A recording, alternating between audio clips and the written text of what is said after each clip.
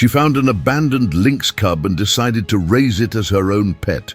But what seemed like a simple act of love turned into a story full of challenges, twists, and an impossible choice. And the ending is chilling. Subscribe to the channel and discover how it all ended. The crisp autumn air carried the scent of fallen leaves and pine as autumn haze made her way along the familiar hiking trail. The small mountain town of Pinecrest, nestled in the remote wilderness of northern Montana, had been her home for all 24 years of her life. With each step deeper into the woods, the sounds of the town faded, replaced by the gentle rushing of Eagle Creek and the occasional call of birds overhead. This trail had always been Autumn's escape, a place where she could process her thoughts, away from the well-meaning but often suffocating concern of neighbors who had watched her grow up. Everyone in Pinecrest knew everyone else's business. It was both the charm and the curse of small-town living. Today, like most days when she wasn't working at the local diner, she had set out just before sunset, camera in hand, hoping to capture the fading light as it filtered through the trees. Autumn paused at a bend in the creek, admiring how the water caught the golden light. As she adjusted her camera settings, a faint sound caught her attention, something beyond the normal forest ambiance. She lowered her camera, listening intently. There it was again, a weak, plaintive mewling sound coming from the direction of a fallen log that jutted out over the water. Moving carefully over the uneven ground, Autumn approached the source of the sound. Behind the log, partially hidden by dense underbrush, lay a small, trembling creature. Her breath caught in her throat as she recognized the distinctive tufted ears and spotted fur of a lynx cub. The tiny cat couldn't have been more than a few weeks old, its eyes only recently opened to the world. It was clearly malnourished, its small ribcage visible with each labored breath. "Oh my God," Autumn whispered, instinctively scanning the area for signs of a mother lynx. Finding none, she knelt for a closer look, careful to maintain some distance. The poor thing was barely moving, only managing weak attempts to back away from her presence. Growing up in mountain country, Autumn knew that lynx were protected and rarely seen this close to town anymore. Her father, before his departure 10 years ago, had been a forest ranger and had taught her about the local wildlife. "Always respect their space," he'd say. "Wild animals belong in the wild." But something was clearly wrong. This cub was alone, with no signs of its mother anywhere. Fresh tracks in the mud showed that adult lynx had moved on, but this little one had been left behind. Autumn's mind raced through possibilities. Perhaps it was the runt of the litter, too weak to keep up, abandoned by a mother who couldn't afford to slow down for it. "I can't just leave you here," she murmured. The little lynx tried to hiss, but the sound came out as more of a whimper. The sun was setting quickly now, and the temperature would drop significantly overnight. Without protection, food, and care, the cub wouldn't survive until morning. Making a decision that would change her life forever, Autumn shrugged off her light jacket and carefully wrapped it around the weakened cub. It barely struggled as she gently lifted the bundle, which felt alarmingly light in her arms. "I'm just going to get you some help," she told the cub, knowing she shouldn't be doing this, but unable to walk away. "Just until you're stronger." The hike back to town seemed longer with her precious cargo. With each step, Autumn's mind filled with worries and questions. What would she feed it? Where would she keep it? What would Dr. Miller, the elderly town veterinarian who had treated local pets for decades, say?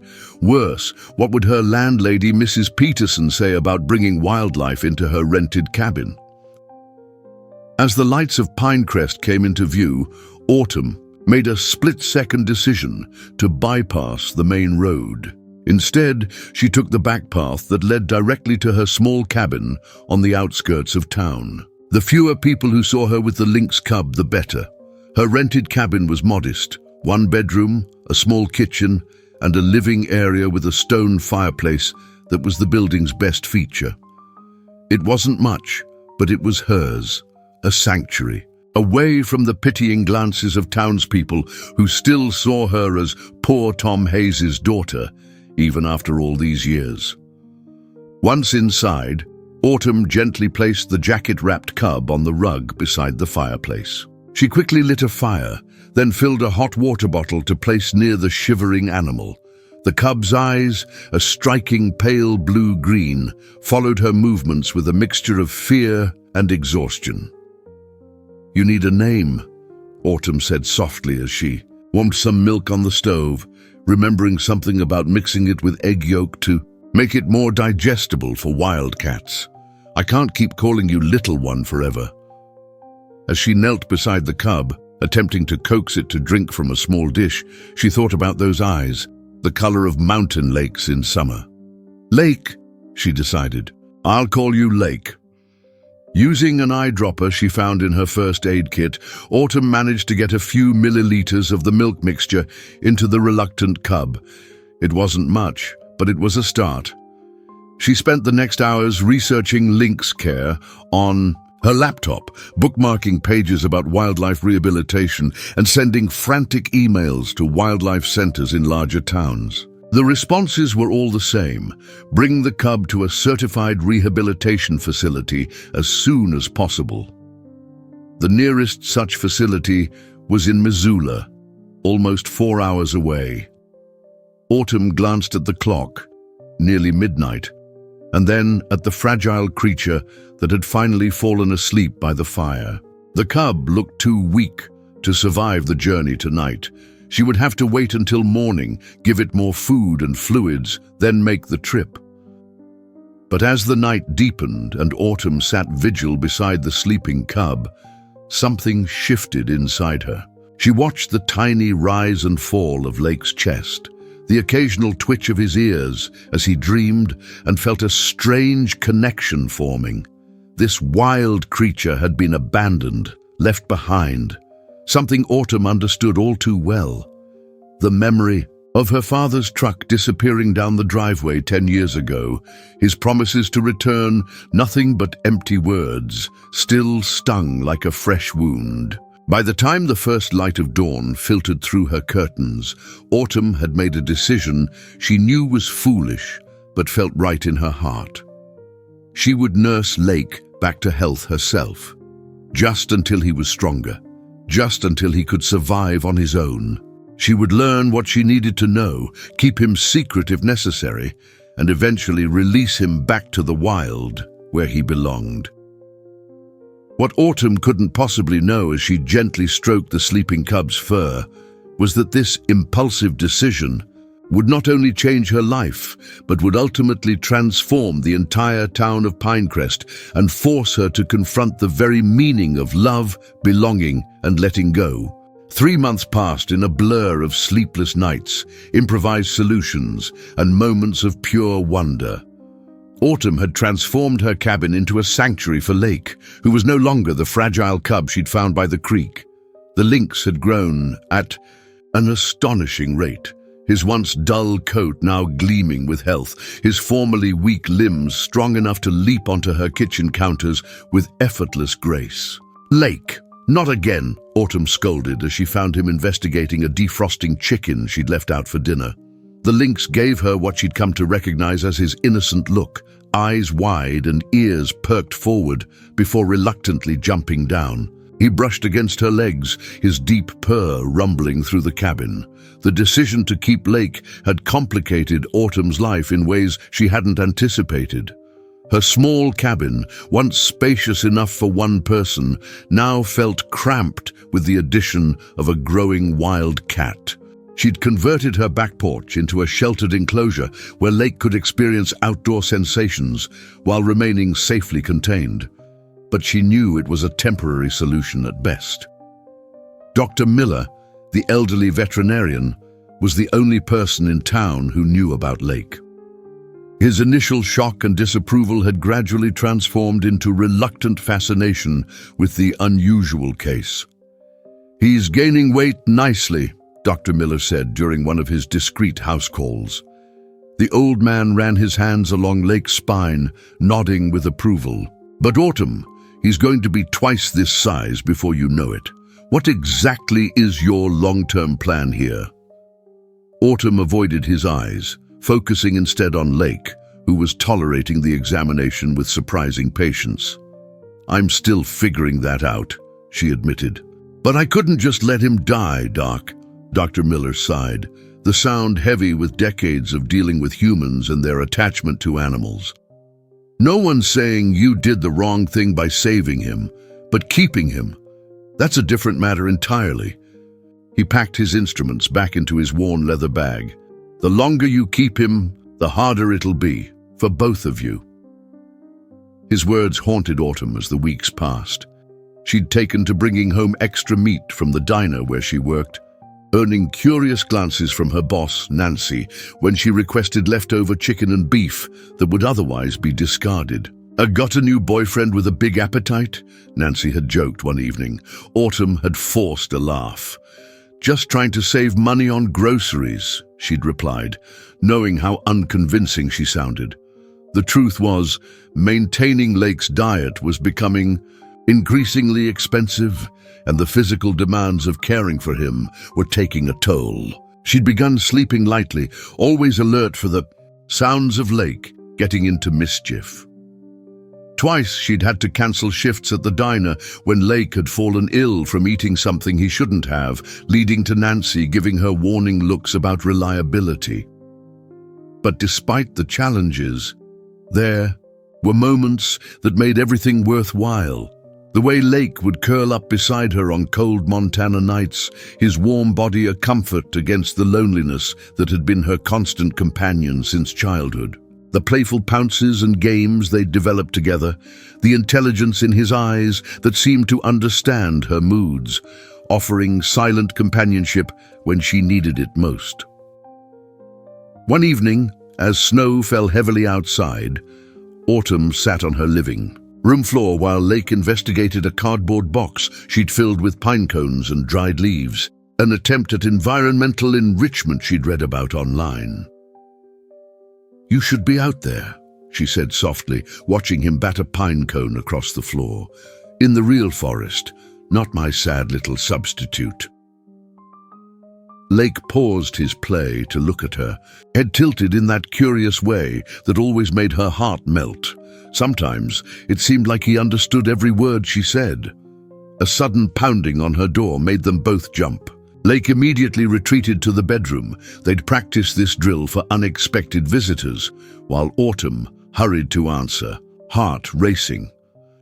Her neighbor, Pete Wilson, stood on her porch, snow dusting his baseball cap. Pete owned the hardware store in town and had always been kind to Autumn, occasionally hiring her for odd jobs when the diner wasn't busy.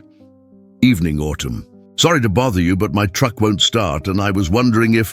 His words cut off as his gaze fixed on something behind her. "What the hell is that?" Autumn's stomach dropped as she turned to see Lake standing in the hallway, curiosity.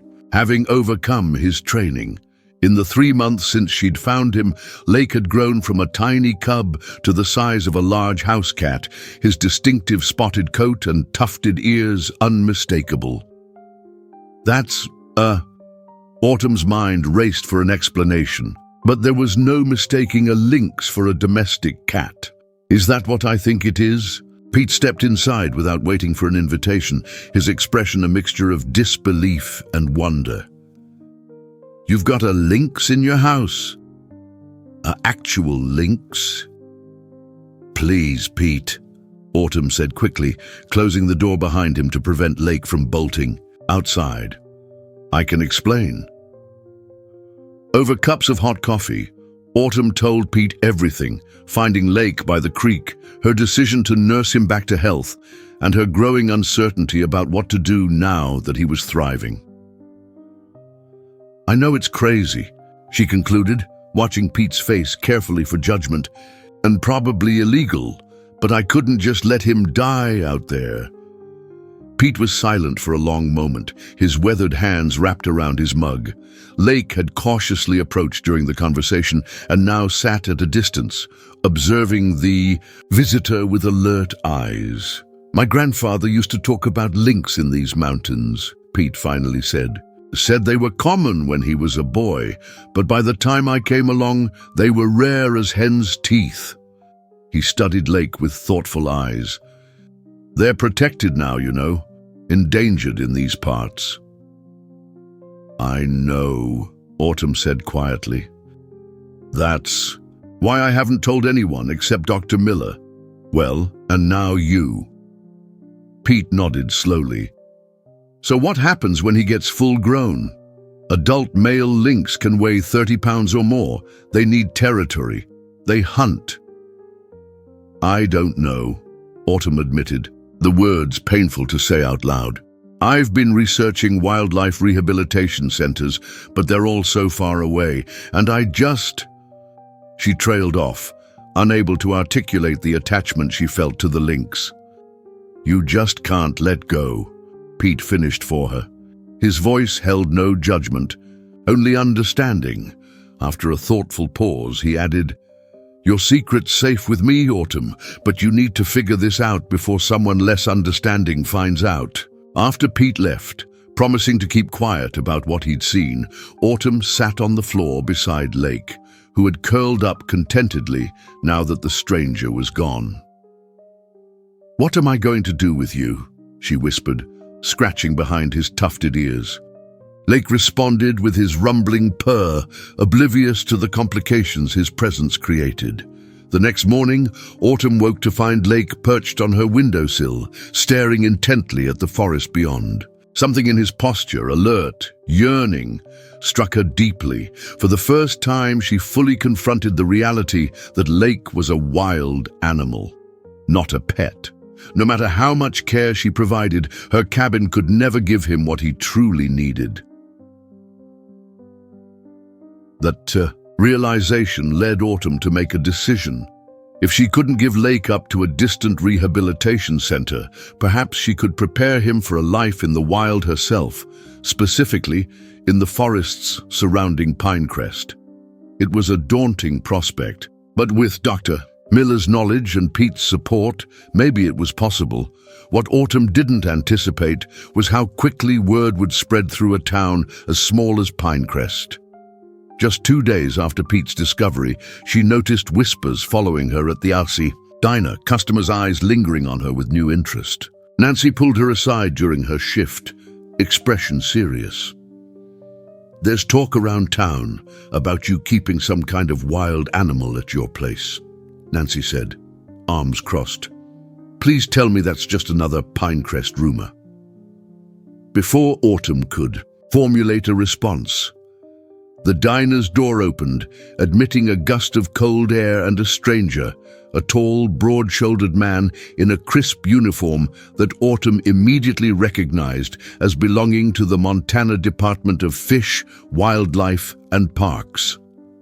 "I'm looking for Autumn Hayes," the man announced to the suddenly quiet diner. His voice carried the weight of authority, his expression unreadable behind mirrored sunglasses despite the winter day outside. Every head turned toward Autumn, who stood frozen by the coffee machine, her heart pounding so loudly she was certain everyone could hear it. In that moment, she knew that her secret was out, and the fragile world she had built with Lake was about to change forever. Autumn Hayes? The wildlife officer removed his sunglasses, revealing eyes that were surprisingly gentle despite his imposing presence. "I'm Officer Ethan Blackwood, Montana Fish, Wildlife and Parks. I'd like to speak with you about a certain unusual pet situation." The diner had gone completely silent, all pretense of not eavesdropping abandoned as the patrons openly stared. Nancy gave Autumn a questioning look, part concern and part curiosity. "I'm on shift until 3, Autumn said, her voice steadier than she felt. Officer Blackwood nodded. "I'll wait. This conversation should happen at your residence anyway," He took a seat at the counter, ordered coffee, and proceeded to flip through documents from his briefcase, seemingly indifferent to the whispers swirling around him. The remaining hours of Autumn's shift passed in a haze of anxiety. Her hands trembled as she poured coffee and delivered orders, her mind racing through scenarios, each worse than the last. Would they take Lake away immediately? Would she face fines she couldn't afford to pay? Criminal charges? By the time she hung up her apron, Autumn had worked herself into a state of quiet panic. Officer Blackwood followed her outside to her age pickup truck. "I'll follow you," he said simply. The drive to her cabin felt like a funeral procession. In her rearview mirror, the official vehicle loomed like an omen. Autumn's only hope was that Pete had warned her in time for her to prepare Lake for a visitor. They had established a routine where Lake would retreat to her bedroom when the doorbell rang, but the Lynx was becoming increasingly independent-minded. As he grew, as she pulled into her driveway, Autumn was surprised to see Pete's truck already parked there. The hardware store owner stood on her porch, arms crossed, his stance protective. "Afternoon, officer," Pete called as they approached. "I thought I'd stop by and make sure everything goes smoothly here." Officer Blackwood raised an eyebrow, but nodded respectfully. "Mr. Wilson, I understand you were the one who reported the situation." Autumn whirled to face Pete, betrayal stabbing through her. "You reported me? After you promised?" "It wasn't like that, Autumn," Pete interjected quickly. "I mentioned the situation to my cousin when he visited from Helena. I didn't know he was friends with a wildlife officer." He looked genuinely remorseful. "I never intended for it to get out like this." Officer Blackwood cleared his throat. "Perhaps we could continue this discussion inside. I'd like to assess the animal's condition." With a feeling of resignation, Autumn unlocked her door. To her surprise, Lake was nowhere to be seen, a small mercy. She led the officer into her living room, where evidence of the Lynx's presence was everywhere. A scratching post in the corner, toy mice scattered across the floor, a specially built feeding platform. "How long have you had the Lynx, officer?" Blackwood asked, surveying the room with professional interest. Autumn explained the circumstances of finding Lake, her voice growing stronger as she described his condition and her efforts to save him. "He was dying. I couldn't just leave him there." The officer nodded, making notes. "And you sought veterinary care?" "Dr. Miller has been treating him," Pete volunteered. "He can confirm the cub's condition when found." A soft thump from the bedroom drew everyone's attention. Moments later, Lake sauntered into the living room, stopping short at the sight of the stranger. His ears flattened slightly, but he showed no signs of aggression, just wary curiosity. Officer Blackwood's professional demeanor slipped for a moment as he took in the healthy, alert young Lynx. "He's in good condition," he admitted. "You've clearly taken good care of him." A flicker of hope sparked in Autumn's chest. "Does that mean I can keep him?" The officer's expression became regretful. "I'm afraid not, Ms. Hayes. Canada lynx are a threatened species in Montana. Private ownership is prohibited without proper permits, which are rarely granted to individuals." He handed her a document. "This is a notice requiring you to surrender the animal to state authorities within 7 days. 7 days, Autumn's voice cracked. "What will happen to him?"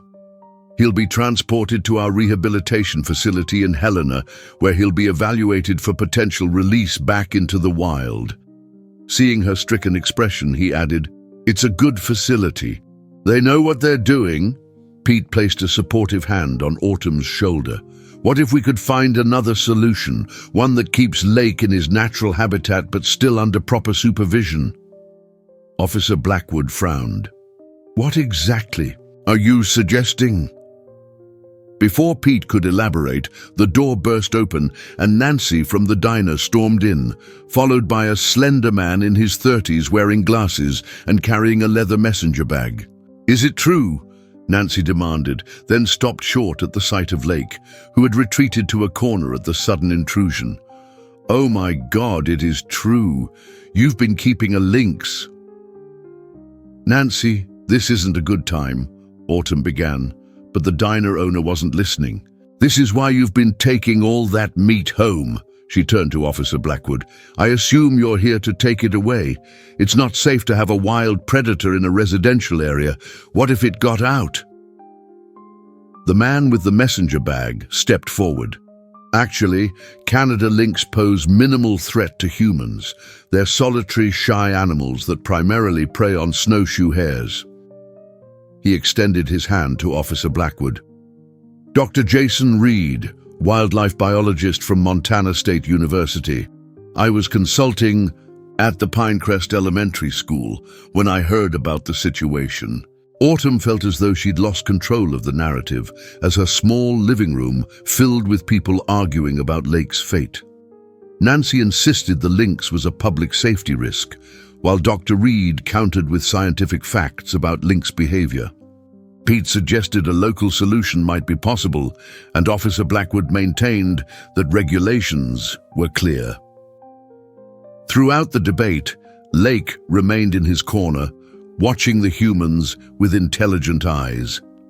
Occasionally, he would look to Autumn, as if seeking reassurance that she would protect him from these loud strangers. Finally, Autumn had enough. "Stop!" she shouted, silencing the room. "This isn't a town meeting, this is my home, and Lake is my responsibility." She knelt beside the lynx, who immediately came to her side. "I know I can't keep him as a pet forever. I've always known that. But sending him hundreds of miles away to a facility where he'll be just another case number isn't right either." Dr. Reed studied her with interest. "What would you propose instead?" Autumn took a deep breath. "I want to help Lake transition back to the wild, but here, in the forest around Pinecrest where I found him, where his family was." She looked directly at Officer Blackwood. "There must be some provision for local rehabilitation." The wildlife officer hesitated. "There are protocols for rehabilitating and releasing wildlife in their native habitat, but they require professional oversight, proper facilities, which I could provide, Doctor." Reed interjected, surprising everyone. "My current research focuses on predator reintroduction in former habitats. A locally managed lynx rehabilitation could be an invaluable case study." He turned to Autumn. "I'd need your full cooperation, of course. This wouldn't be easy." "I don't care how hard it is," Autumn said firmly. "I just want what's best for Lake." Officer Blackwood rubbed his chin thoughtfully. "I'd need to get approval from my superiors, and there would be strict conditions." "This is insane," Nancy interrupted. "You can't seriously be considering letting her keep a wild animal in town." "Not in town," Pete said slowly, an idea forming. "But what about my property? I've got 20 acres backing up to national forest land. Plenty of space for a secure enclosure, far from any neighbors." The conversation continued well into the evening as the unlikely group hashed out a potential plan. Dr. Reed's enthusiasm grew as he outlined a phased rehabilitation approach that would gradually prepare Lake for independence while monitoring his progress. Pete offered land and help with building necessary structures. Even Officer Blackwood began to warm to the idea, noting that a successful rehabilitation would be a win for conservation efforts. Only Nancy remained unconvinced, her worry about public safety unassuaged by Dr. Reed's statistics on lynx behavior. "What happens when someone's child gets hurt?" she demanded. "Who takes responsibility then?" "Lynx don't attack humans, Nancy," Dr. Reed explained patiently for the third time. "They're too small to see us as prey and too cautious to engage with us when they have other options." There's always a first time, Nancy muttered. As the impromptu meeting finally broke up, Officer Blackwood pulled Autumn aside. I'll see what I can do with my superiors, but I need you to understand something. His expression was serious. If this plan moves forward, you'll be working toward releasing Lake back to the wild. The goal is his independence, not maintaining your relationship with him. Can you handle that? The question hit Autumn like a physical blow. Could she commit to a process designed to end with Lake leaving her life? She glanced at the young Lynx, now curled up on her sofa, exhausted from the stressful evening. I can, she said finally, surprising herself with how firm her voice sounded. Lake deserves to be wild. I've always known that, even if I haven't been ready to face it. After everyone had gone, Autumn sat beside Lake on the sofa, gently stroking his fur. Things are going to change, she told him softly, but I promise I'm going to do right by you, even when it's hard. Lake nudged her hand with his head, purring softly, unaware of the complex human arrangements being made to determine his future. The following week was a whirlwind of activity. Officer Blackwood, true to his word, advocated for the local rehabilitation plan with his department. Dr. Reed drafted a formal proposal, citing research on the benefits of returning rehabilitated animals to their native territories. Pete began, clearing an area on his property for the enclosure, recruiting volunteers from among the more sympathetic townspeople. Not everyone was supportive. As word spread through Pinecrest, the town divided into factions. Some, particularly the younger residents and environmental enthusiasts, were excited about the project. Others, led by Nancy and several parents of young children, voiced concerns about safety and the wisdom of playing around with wildlife. The tension came to a head at an impromptu town meeting held at the Pinecrest Community Center. What had started as an informal gathering to discuss the project quickly devolved into a heated debate. Mayor Johnson, a normally placid man in his 60s, struggled to maintain order as residents argued passionately on both sides. Order, please! Mayor Johnson banged his gavel on the podium, the sound reverberating through the packed community center. Everyone will have a chance to speak, but one at a time. Autumn sat in the front row between Pete and Dr. Reed, acutely aware of the divided room behind her. The meeting had been going for over an hour and tensions were running high.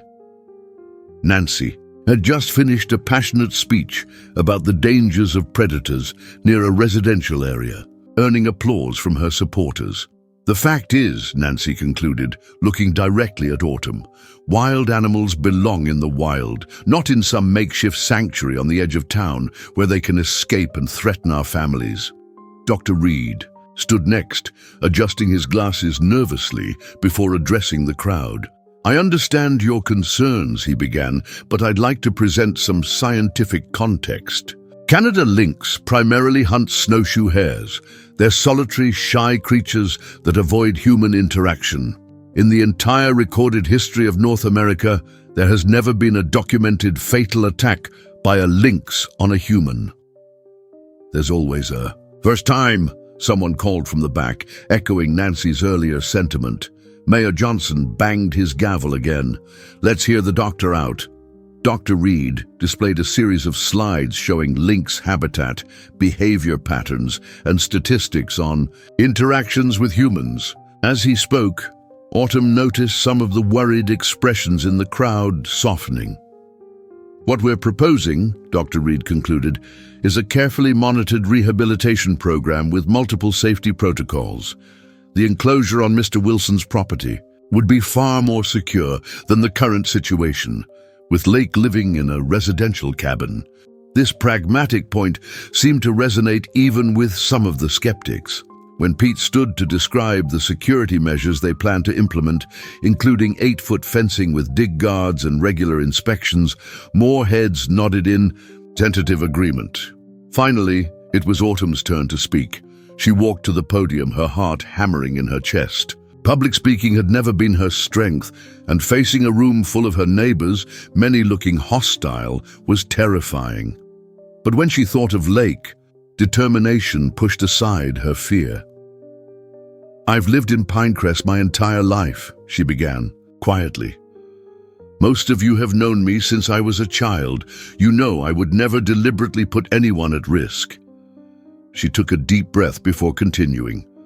"What you might not know is that lynx used to be common in these mountains. They were part of the natural balance here for thousands of years before we arrived."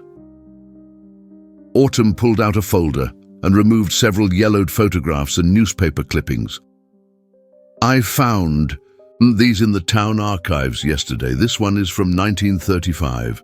She held up a photograph showing a group of men with a trapped lynx. "And this newspaper from 1942 talks about how the lynx problem was finally solved after years of hunting and trapping." A murmur went through the crowd as Autumn passed the historical documents to Mayor Johnson, who examined them with interest. "We didn't just build Pinecrest in Lynx territory," Autumn continued, her voice growing stronger. "We systematically removed them from their home. And now, decades later, we have problems with overpopulation of snowshoe hares damaging young forest growth, which the Forest Service report last year directly attributed to the absence of natural predators." She gestured toward Lake's rehabilitation team. "What Dr. Reed, Officer Blackwood, and Pete are proposing isn't just about saving one lynx. It's about beginning to restore a balance that we disrupted. Lake could be the first step in bringing back a native species that belongs here." The room fell silent as her words sank in. Even Nancy looked thoughtful, if not entirely convinced. Mayor Johnson cleared his throat. "Thank you, Ms. Hayes. That's an interesting historical perspective." He turned to Officer Blackwood. "What's the position of fish, wildlife, and parks on this matter?" Officer Blackwood stood. "After reviewing Dr. Reed's proposal and consulting with department specialists, we've provisionally approved the rehabilitation project, subject to strict oversight and regular inspections. We believe this approach serves both conservation goals and public safety concerns." The meeting continued with questions from residents, which the team answered as thoroughly as possible. By the end, while not everyone was completely won over, the most virulent opposition had softened to cautious acceptance. As people filed out of the community center, an elderly man approached Autumn. She recognized him as Mr. Grayson, who had run the local hardware store before Pete took over. "My father used to tell me stories about the lynx in these mountains," he said, his voice wavery with age. "Said they were beautiful creatures, kept everything in balance. Maybe it's time they came back." He patted her arm before shuffling away, leaving Autumn with a warm feeling of validation. Construction on the rehabilitation enclosure began the following week. What started as a small team of Pete, Dr. Reed, and Autumn soon expanded as volunteers from town joined the effort. Even a few of the former skeptics showed up with tools and supplies, curiosity overcoming their reservations. The enclosure took shape on a wooded section of Pete's property that bordered national forest land. It covered nearly an acre, incorporating natural features like trees, rocks, and a small stream. The perimeter was secured with specialized wildlife fencing, designed to keep Lake in while he learned the skills he would need for eventual release. Throughout the construction, Lake remained at Autumn's cabin, growing stronger and more independent by the day. Dr. Reed visited regularly, observing the lynx's behavior and making notes for his research. He taught Autumn about lynx hunting patterns, territory needs, and social structures. "The key," he explained one evening as they watched Lake stalk a toy mouse Autumn had suspended from a string, "is to gradually reduce human interaction while increasing his exposure to natural stimuli. He needs to relearn how to be wild before we can release him." The plan they developed was methodical, first moving Lake to the enclosure while maintaining his familiar routine, then gradually introducing elements of wild living, live prey, changing weather conditions, reduced human contact.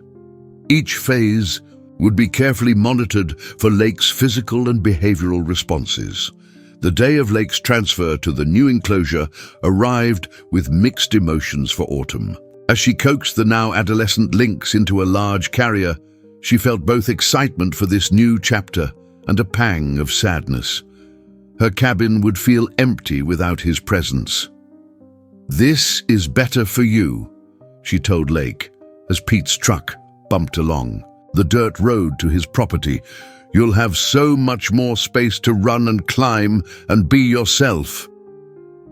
The release into the enclosure was a moment Autumn would never forget. She opened the carrier door, expecting Lake to bolt into his new territory.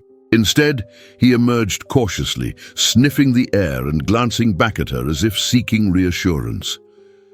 "It's okay," she encouraged softly. "Go explore." Slowly, Lake ventured forward, his natural curiosity overcoming his hesitation.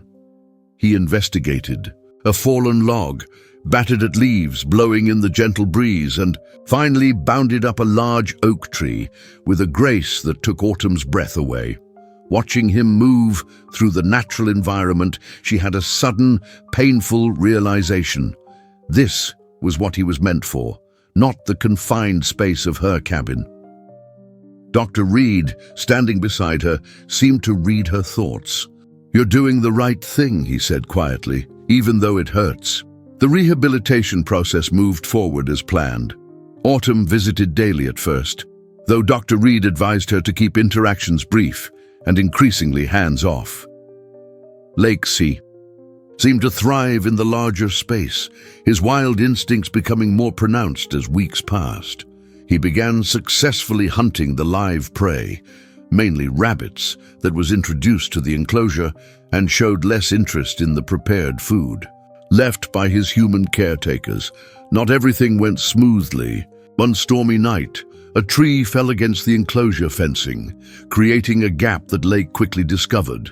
The team spent frantic hours searching the surrounding forest before finding him perched in a tree just outside the enclosure, seemingly unsure about his newfound freedom. He could have gone anywhere, Dr. Reed observed, as they repaired the fence the next day. But he stayed close. "That's significant." "Significant how?" Autumn asked, watching Lake groom himself in the sunlight. "It suggests he's not quite ready for full independence. He still sees this area, and possibly you, as his home base." Dr. Reed made a note in his ever-present journal. That's not unusual in rehabilitation cases. The transition to full wild behavior is rarely linear. As summer turned to fall, Lake continued to progress toward independence. His coat thickened in preparation for winter, and his hunting skills improved dramatically. The team began discussing the next phase, expanding the enclosure to include a section of the adjacent national forest with monitoring equipment to track Lake's movements. Once the barriers were removed, Autumn threw herself into these preparations, helping Pete and Dr. Reed install wildlife cameras and tracking systems. The physical work kept her from dwelling too much on what success would ultimately mean: Lake's complete return to the wild and his departure from her life. Her efforts didn't go unnoticed by the town. The initial skepticism had largely transformed into community pride as Pinecrest became known regionally for its innovative wildlife rehabilitation project. Local schools organized field trips to a viewing platform Pete had constructed at a safe distance from the enclosure, where students could sometimes catch glimpses of Lake. Dr. Reed gave presentations about lynx conservation, often with Autumn at his side to share her personal experiences. Even Nancy had come around, especially after tourism to the town increased slightly due to interest in the project. "I still think it's risky," she told Autumn one day at the diner, "but I have to admit, it's put Pinecrest on the map in a good way." As winter settled over the mountains, bringing heavy snow and bitter cold, the project faced a new challenge. Lake had grown into a magnificent adult lynx, nearly 30 pounds of muscle and grace, with the characteristic tufted ears and fierce independence of his species. The team agreed it was time for the final phase, removing the barriers between the enclosure and the forest, allowing Lake to come and go freely. The night before the scheduled barrier removal, Autumn couldn't sleep. She sat by her window, watching snow fall gently in the moonlight, her mind filled with memories of the frightened cub she'd found by the creek over a year ago. Tomorrow would mark the beginning of the end of their journey together. And while she knew it was right, the knowledge did little to ease the ache in her heart. A knock at her door startled her from her reverie. She opened it to find Dr. Reed standing there, snowflakes melting in his dark hair, his expression urgent. "There's a problem at the enclosure," he said without preamble. "Lake is missing." "What do you mean, missing?" Autumn grabbed her coat, already moving toward the door. "How's that possible? The fence—" "It's not damaged," Dr. Reed explained as they hurried to his truck. "That's what's strange. Pete was doing a routine check and found no sign of Lake anywhere in the enclosure. The gates are secure, the fence is intact." Autumn's mind raced as they drove through the snowy night, tires crunching on the fresh powder. Could someone have taken him? "The security cameras didn't show any human visitors," Dr. Reed said grimly, "and there were no unusual tracks in the snow around the perimeter." They arrived at Pete's property to find him and Officer Blackwood already searching the enclosure with powerful flashlights, their beams cutting through the darkness.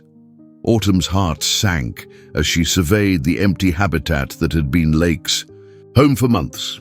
When did you last see him?" Officer Blackwood asked Dee.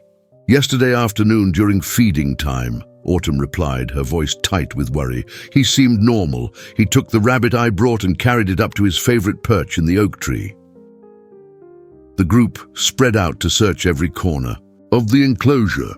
Autumn called Lake's name, knowing it was futile but unable to stop herself. The lynx had grown increasingly independent over the months, rarely responding to human voices anymore, a development that Dr. Reed had praised as a positive sign for eventual release, but that now made their search more difficult. After an hour of fruitless searching, they regrouped near the entrance. The falling snow had intensified, limiting visibility and covering any tracks Lake might have left. "I don't understand," Pete said, brushing snow from his beard. "I designed this enclosure myself. There's no way out unless someone opened a gate." Dr.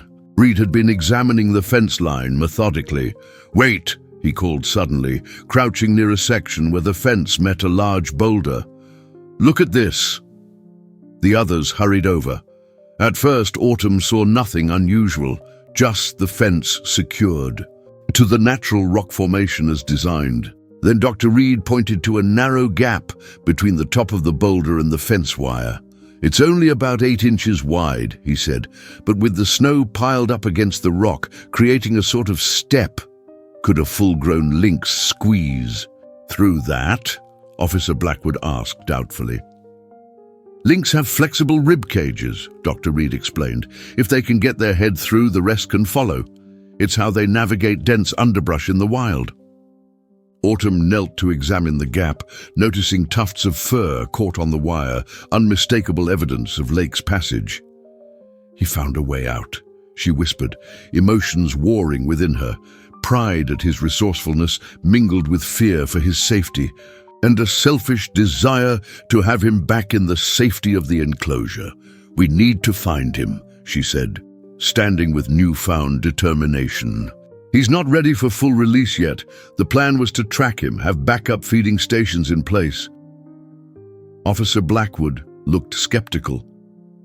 "Finding one lynx in thousands of acres of mountain forest in a snowstorm, that's not impossible." Dr. Reed interrupted, already heading for his truck. "We have an advantage. Lake is wearing a tracking collar. I just need my receiver from the equipment cache." Hope surged in Autumn's chest. In the initial panic, she'd forgotten about the monitoring collar they'd placed on Lake weeks ago to track his movements within the enclosure. It wasn't designed for long-range tracking, but it might give them a chance. Within minutes, Dr. Reed returned with the tracking equipment. "The range is limited, maybe half a mile in good conditions," he warned as he activated the receiver. "And with this weather—" "It's better than nothing," Autumn insisted. "Which direction should we start?" Dr. Reed slowly turned in a circle, watching the signal strength indicator on the device. After a tense moment, a faint beep sounded. "There," he said, pointing toward the dense forest that bordered the national forest land. "It's weak, but it's something." The search party set out, following Dr. Reed's lead as he navigated by the intermittent signal.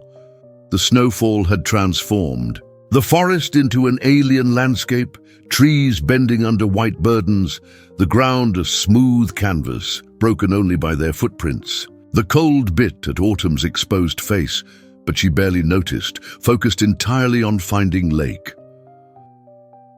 They trudged through deepening snow for what felt like hours, the tracking signal growing stronger, then fading, then strengthening again as they adjusted their course. The forest grew denser, the terrain more challenging as they moved deeper into wilderness. "The signal's strongest here," Dr. Reed announced finally, stopping in a small clearing surrounded by towering pines. "He should be very close." They spread out, searching the area with their flashlights. Autumn's beam caught a flash of movement high in a tree, just a snow clump falling, she thought. Then she heard it, the distinctive soft growl she would recognize anywhere. "Lake!" she called softly, training her light upward. In the branches of a massive pine, partially obscured by snow-laden boughs, two eyes reflected her flashlight beam. The unmistakable glow of a predator's eyes in the dark. "I found him," she called to the others, her voice a mixture of relief and excitement. "He's up in this tree." The search party gathered beneath the pine, all eyes fixed on the shapeless shadow. High among the branches, Lake made no move to descend, watching them warily from his perch. "What now?" Pete asked. "We can't exactly climb up after him." "And he may not come down with all of us here," Dr. Reed added. "Wild instincts take over in stressful situations." "Officer," Blackwood surveyed the situation professionally. "The storm's getting worse. We need to make a decision quickly. Either we find a way to get him down and back to the enclosure tonight, or we trust him to survive on his own." Autumn finished quietly. A heavy silence fell over the group, broken only by the soft hiss of falling snow. Autumn stared up at Lake, remembering the tiny, helpless cub she'd found by the creek. Now he was a powerful adult predator, perfectly adapted to exactly this environment, the snowy mountain forests of Montana. In that moment, something shifted inside her. All these months, they'd been preparing Lake for this very situation. Life in the wild. Yet when the moment came, earlier than planned, but perhaps exactly when Lake himself was ready, she had panicked, thinking only of bringing him back to the safety of human care. "I need a few minutes alone with him," she said suddenly. The others exchanged glances, but respected her request, moving back to the edge of the clearing to give her space. Autumn stepped closer to the tree, snow crunching beneath her boots, and looked up at the lynx who had changed her life. "Hey, Lake," she said softly. "You gave us quite a scare, you know that?" The lynx's ears twitched at the sound of her voice, his eyes still fixed on her. "I came out here to bring you back," she continued, her voice breaking slightly. "But that's not what you want, is it? You're ready for this. You've been ready for a while, and I just couldn't see it." Lake shifted, on his branch, his powerful legs adjusting his position. In the beam of her flashlight, Autumn could see his thick winter coat, the tufted ears, the intense focus in his eyes. A wild animal in his element, not a pet who needed saving. "I've been selfish," she admitted, tears welling in her eyes. "Keeping you close because I needed you, when what you really needed was this." She gestured to the forest around them. "This was always where you belonged." As if understanding her words, Lake let out a soft chuff, a sound Autumn hadn't heard since his earliest days with her. It struck her as a farewell of sorts, an acknowledgement of their shared journey. Wiping tears from her cheeks, Autumn made the hardest decision of her life. She turned and walked back to the waiting group. "We're letting him go," she announced, her voice steady despite her tears. "Tonight. This is what we've been working toward all along." Dr. Reed looked concerned. "Are you sure? The plan was for a gradual transition with supplemental feeding and—" "Plans change," Autumn interrupted gently. "Look at him up there. He's not scared or confused. He made a choice to leave the enclosure, to explore his true home. Who are we to drag him back just because we're not ready to let go?" Officer Blackwood nodded slowly. "The tracking collar will let us monitor him for a while, make sure he's surviving. And we can still set up those feeding stations as a backup," Pete added, "just in case he needs a little help at first." Dr. Reed studied Autumn's face, then glanced up at Lake. "This is quite unusual in rehabilitation cases," he said thoughtfully. "But then, everything about this case has been unusual from the start." After a moment, he nodded. "All right. We document this as an early self-initiated release, with continued monitoring." With the decision made, the group prepared to leave. Before departing, Autumn set down the rabbit she'd brought as a lure, a final offering to bridge Lake's transition to complete independence. "Goodbye, Lake," she said softly. "Be free, be wild, be what you were always meant to be." As they made their way back through the snowy forest, Autumn felt a curious mixture of grief and liberation. She had lost something precious, but she had also fulfilled the promise she'd made the day she found a dying cub by the creek, to do right by him, even when it was hard. The weeks that followed were an adjustment for everyone involved in the project.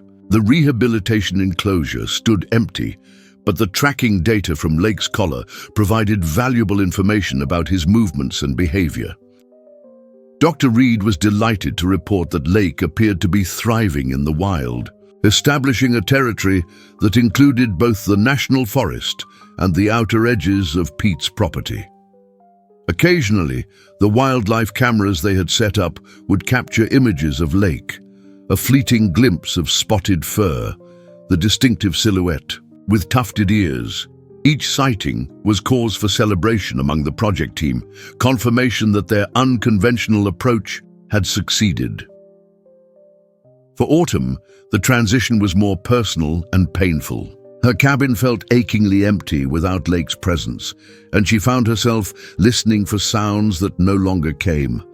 The soft pad of paws on hardwood, the rumbling purr that had often lulled her to sleep. Yet alongside the grief came a sense of accomplishment unlike anything she'd known before. She had done something that mattered, not just for Lake, but for the balance of the ecosystem around Pinecrest. Spring arrived with a riot of new growth and activity. The success of Lake's rehabilitation had sparked interest from wildlife officials across the state, and Dr. Reed found himself fielding inquiries about the possibility of expanding the project to include other lynx reintroductions in suitable habitats. "They're talking about funding a permanent research station here," he told Autumn excitedly one morning as they reviewed the latest tracking data in the small office they'd set up in Pete's barn. "With you as a paid staff member if you're interested." Autumn looked up in surprise. "Me? But I'm not a scientist. I don't have any formal training." "You have something more valuable. practical experience and genuine commitment. Dr. Reed pushed his glasses up his nose, a habit when he was being earnest. Besides, you've been doing the work of a wildlife technician for months now, learning on the job. Why not make it official? The offer was unexpected, but felt right, like the next logical step in a journey that had begun with a split-second decision by a creek. Autumn accepted, throwing herself into learning everything she could about lynx conservation and the broader ecological picture. As summer approached, Lake's tracking collar began to show signs of battery failure, its signals becoming sporadic. Dr. Reed explained that they could attempt to recapture him, to replace the collar, but the process would be stressful for a fully wild lynx and might undo some of his successful adaptation. Maybe it's time to let him go completely, Autumn suggested. No more electronic tethers, just trust that we've done our part and now it's up to him. Dr. Reed agreed, and they marked the official end of Lake's monitored rehabilitation on a perfect June morning. The project was documented as a complete success, with plans already underway to identify other potential candidates for similar rehabilitation efforts. Life in Pinecrest settled into a new normal. The town had embraced its role in wildlife conservation, with local businesses even adopting lynx-themed merchandise, and the school changing its mascot from the Pinecrest Bears to the Pinecrest Lynx. Nancy had become one of the most enthusiastic supporters, organizing an annual lynx festival that drew tourists from across the state. One evening in late summer, Autumn decided to revisit the creek, where her journey with Lake had begun nearly 2 years earlier. The trail was lush with vegetation, wildflowers nodding in the gentle breeze as golden evening light filtered through the trees. She sat on a boulder by the water, reflecting on how much had changed since that autumn day when she'd found a dying cub and made a choice that altered the course of her life. Lost in thought, she almost missed the subtle shift in the forest sounds around her, the momentary hush of birds, the sense of being watched. Years of working with wildlife had honed her awareness, and she slowly turned her head toward a thicket of serviceberry bushes across the creek. There, partially obscured by foliage, but unmistakable to eyes that knew him so well, stood Lake. Bigger than she remembered, his summer coat sleeker than the thick winter fur she'd last seen him in, but undeniably him. The tracking collar was gone. Whether it had fallen off naturally or he had somehow removed it, she couldn't tell. Around his powerful legs played 2 tiny spotted forms, lynx kittens, still awkward and curious about the world. Autumn's breath caught in her throat. Lake had not only survived, but thrived, finding a mate and beginning a new generation of lynx in these mountains where they had once been eradicated. For a long moment, lynx and human regarded each other across the creek, a connection that transcended the boundaries between wild and tame. Lake made no move to approach, and Autumn made no move to cross the water that separated them. This distance, this mutual respect between 2 different worlds. With a slight twitch of his tail, Lake turned and melted back into the forest, his kittens scrambling after him.